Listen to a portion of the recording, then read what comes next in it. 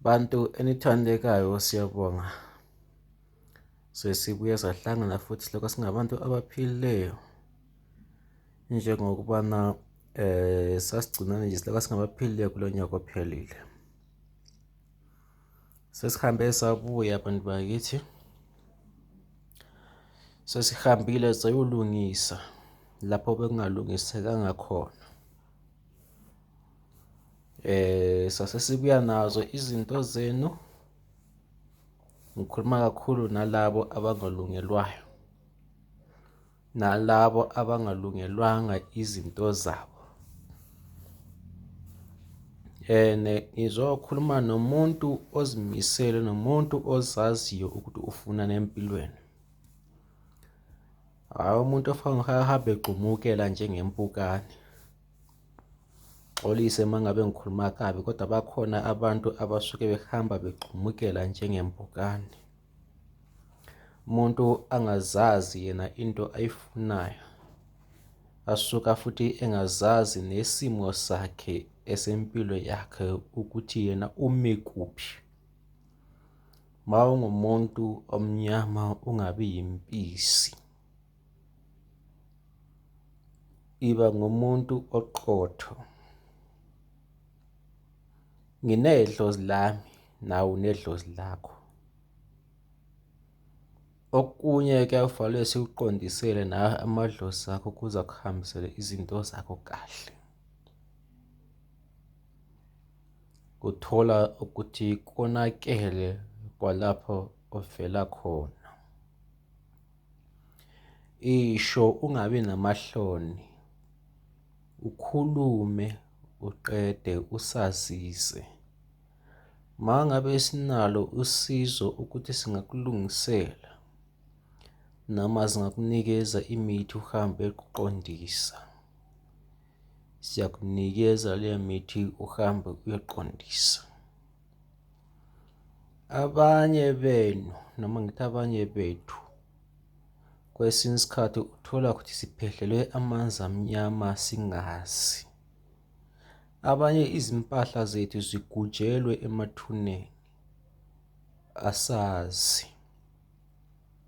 Abanye bethu sonile lapho isivela khona, noma ngabe ngithe nike naphila abanye ngokona. Mangabe kwaphila ngokona, ungabe namahloni. Hlala phansi nomuntu okusizayo, umtshele imfihlo zakho, umtshele into ozimbi owazi ozenza. Umelaphi uyalalela. Umelaphi akangeke futhi akhiphe imfihlo zakho, ngoba uyafana ungudokotela naye. Angeke athi udokotela esilungu ehambe wakujova, wakuhlola igazi, wathola ukuthi igazi lakho alihlambulukile, abese sithi yambona lo uphuma la, igazi lakho alihlambulukanga, uyagula. Imfihlo yakhe nawe ngokubana ufundisiwe ngokomsebenzi wakhe. Kuyafana ke nenyanga yesintu. Nginawo amagama lawa eniwakhulumayo, nalithemba niwezwa kahle bantu bakithi. Engudlozikhulu lo okhulumayo njalo. Ngisithi happy 2024 bantu bakithi. Sengihambe ngabuya, sengiyoqala umsebenzi. Kodwa ngizoqala umsebenzi lo nyaka kunama-changes amaningi kakhulu esizowayenza. Sinenkinga nabantu abaphongutheleka esigodlweni. Etheleka esigodlweni akhohlwe ukuthi angisebenzi umuntu oyedwa. Thola ukuthi suke 300 kilometers away. waze wezofika kimi ungithola ngingekho,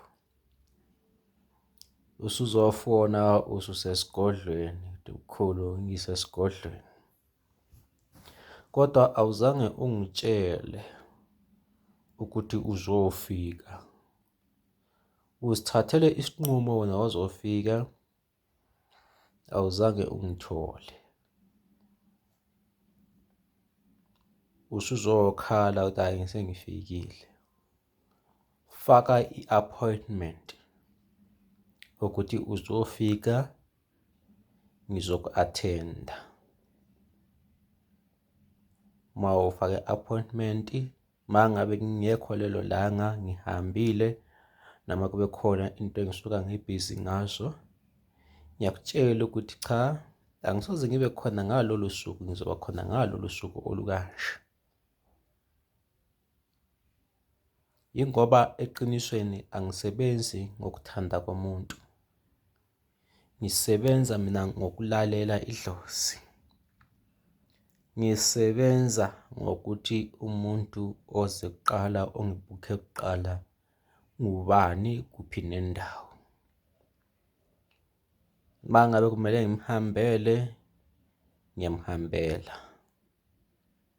Uma ngabe efake imali yakhe ethi ufuna ukuphosela izinto kodwa idlozi lithi cha, akumelanga umphosele, akabuye yena mathupha, noma umhambele, ngiyakuhambela ngizofika kuwe ngale mali yakho futhi ozobe uyifakile.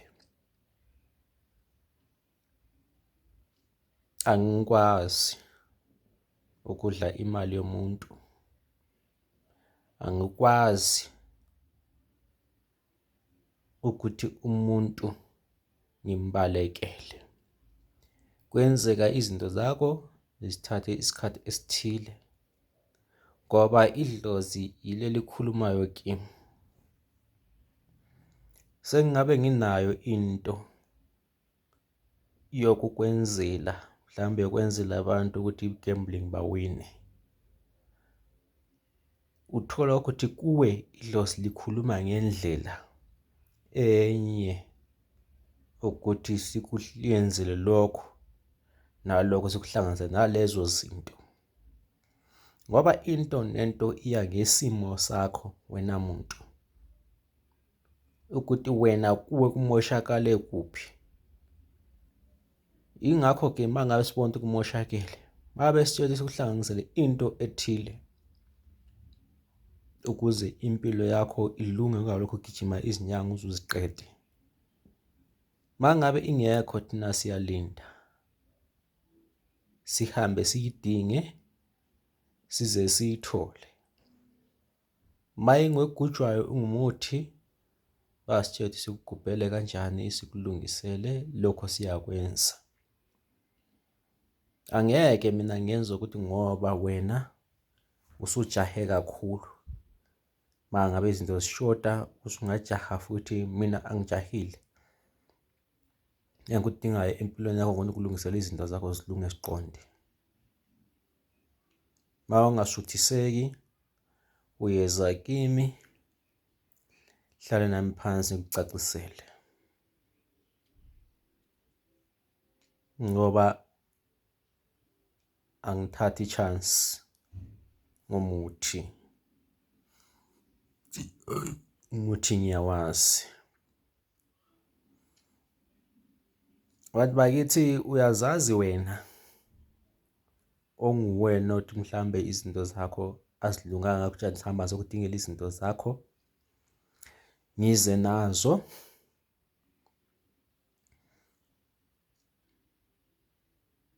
ngahamba-ke ngaza nazo.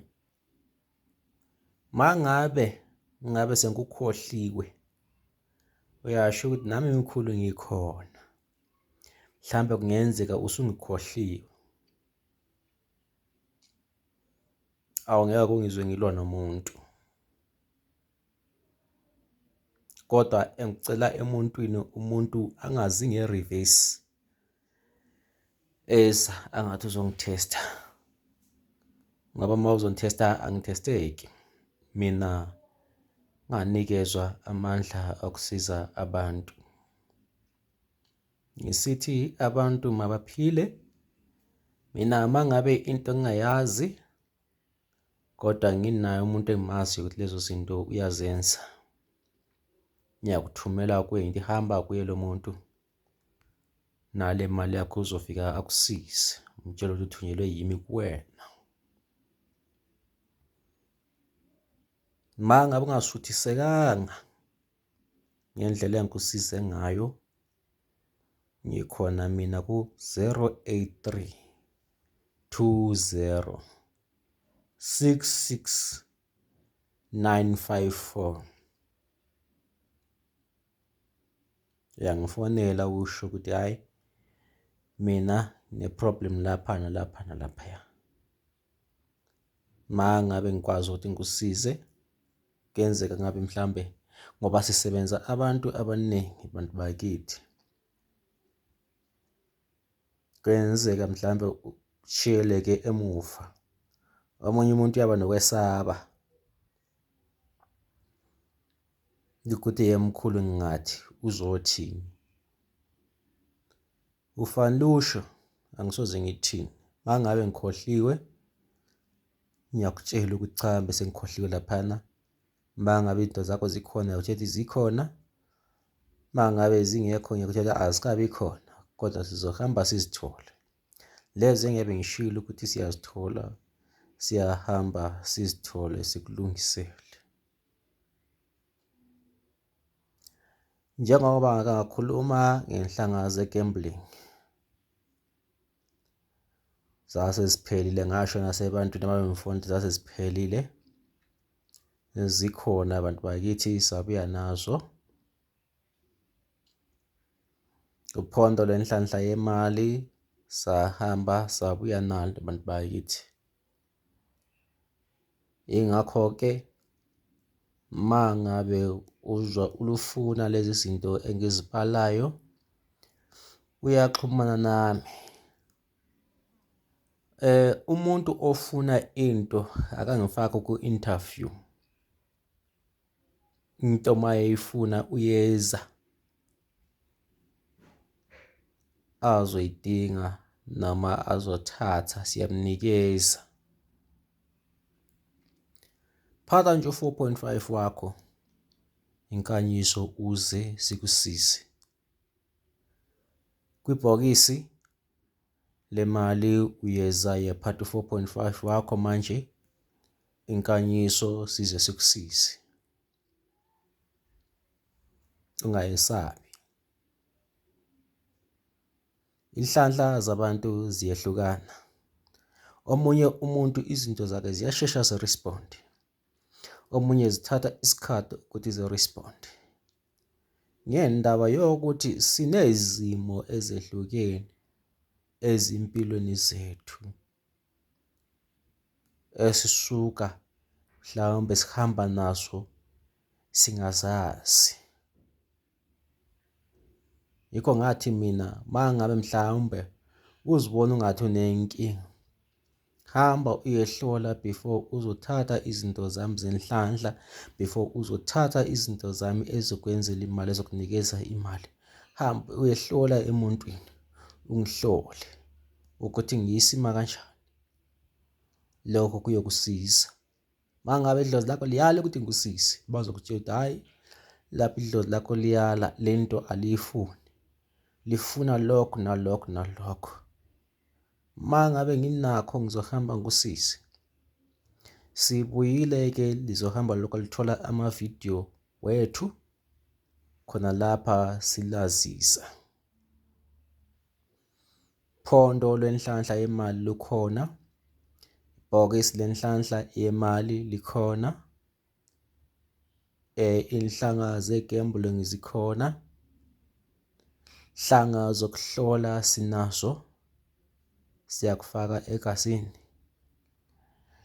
Mangabe ungumuntu ongafuni leya nto oyiphathayo, oyibeka endlini ikulethele imali, sinazo inhlanga zokuthi mangabe usebenza noma uyenza amathenda noma uyagembula, sinazo, ziyakusiza, ziyakuvulela izinhlanhla zakho.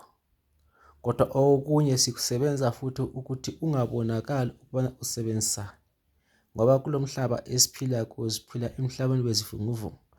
Abanye abantu bayahambela impilo yakho bayiseshe ukuthi wena usebenzisane, ingakho siyakufihla ezitheni ukuthi bangaboni. Omunye umuntu mayehamba egijima ekuyodinga usizo, uthola ukuthi iy'lwane kwesikhathi ziyamvimba, noma zidlele enkanyiso, zidlele lokho akuphetheyo athi uyokhanyisa ngakho kumelaphi. And futhi okunye ngifuna ukulitshela nabantu, nani niyazenza. Sokola abantu bayakwazi ukubambela otshwaleni, abantu bayakwazi ukubambela ezintweni lezo zofetshafetsha ezasemhlabeni eziyokhohlisa impilo yakho ukuthi uvuke kusasa uzisola ukuthi ngabe ngithethe lokhu ngahamba ngaya kudlozikhulu noma ngahamba kumelaphi onje ubezohamba angisize, bengizovuka le mali yengezelekile, uzisole after sokumoshakele. Nawe akuzikhuze mangabe inhliziyo yakho kutshela ukuthi manje mosha le mali le. Egcina abantwana belala bengadlile ngenxa yokuthi hamba nawe uzenze uvumele imimoya le esetshenzelwe phezu komzimba wakho ukubana umoshe imali, noma ngabe sesikusizile thola ukuthi imali uyayimosha inoma yikanjani. Nawe zigweme. Udlozikhulu okhuluma 083 20 66 954. And then kunendoda yakwaNkosi, angeke ngisho igama layo, mayibona le video yami ingifonele, ngoba mangizama ukuyifonela kula namba yayo angisayitholi. Ingifonele ku-083 2066 954. Ingayethuki kulokho yafika yakwenza noma yakukhuluma, ingifonele 083 2066 954. Yazi usebenza kwa-SB Security, sebenza kwa-SB Security. Ngiyacela angifonele. Amen.